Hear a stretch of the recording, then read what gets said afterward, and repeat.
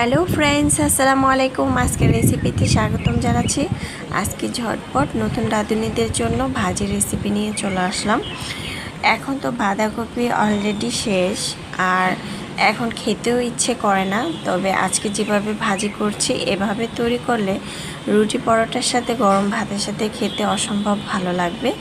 প্রথমে একটি প্যানের মধ্যে তেল দিয়েছি 3 চামচ। তেলের মধ্যে 5 ফোড়ন দিয়ে দিলাম 1 চিমটি।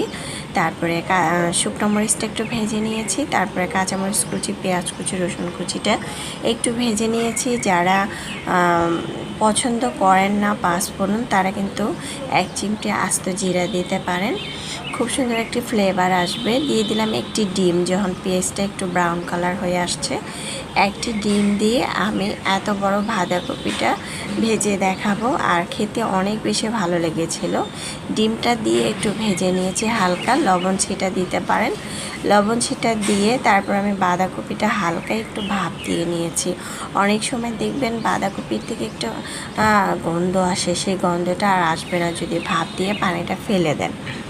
তারপরে বাঁধাকপিটাকে দিয়ে আমি একটু নেড়ে চেড়ে নিচ্ছি। আর সামান্য একটু হলুদের গুঁড়া দিয়ে দিব 1 চিমটি, যাতে একটু কালার হয়ে আসে। আর যারা সাদা খেতে পছন্দ করেন তারা কিন্তু চাইলে সাদাই দিতে পারেন।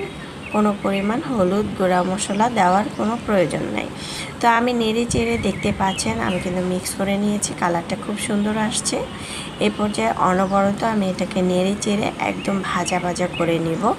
আমি কিন্তু এখনও এটার মধ্যে লবণ দেইনি, হালকা একটু লবণ দিয়েছি ডিম ভাজার সময়, কিন্তু এখনও আমি লবণ দিইনি। এই পর্যায়ে আমি লবণ দিয়ে দিলাম, কারণ এতক্ষণ যদি আমি বাঁধাকপিটার মধ্যে লবণ দিতাম তাহলে বাঁধাকপিটা নরম হয়ে গলে যেত। তাই বাঁধাকপিটার লবণটা এ পর্যায়ে দিয়ে নেড়ে চেড়ে আমি শুকনো শুকনো করে ভাজা ভাজা করে নিচ্ছি। যে তেলটা দিয়েছি তেলটার মধ্যে, এখানে কিন্তু বাঁধাকপির মধ্যে 1 ফোঁটা পানিও নাই। আর বাঁধাকপিটা কিন্তু গলেও যাবে না, খুব সুন্দর ঝরঝরা হবে। এ পর্যায়ে দিয়ে দিচ্ছি ধনেপাতা কুচি আধা কাপ।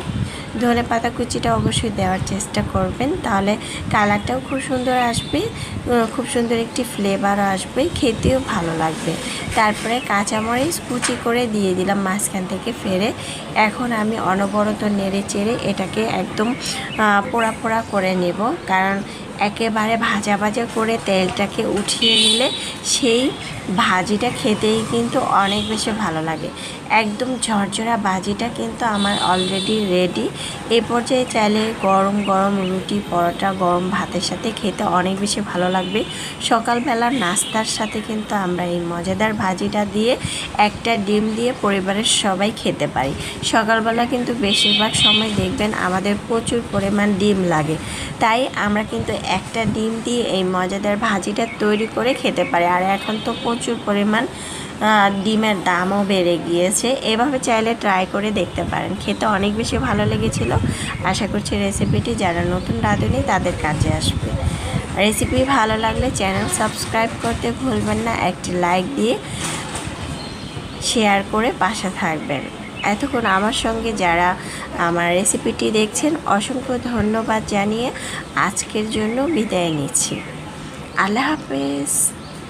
এনজয়।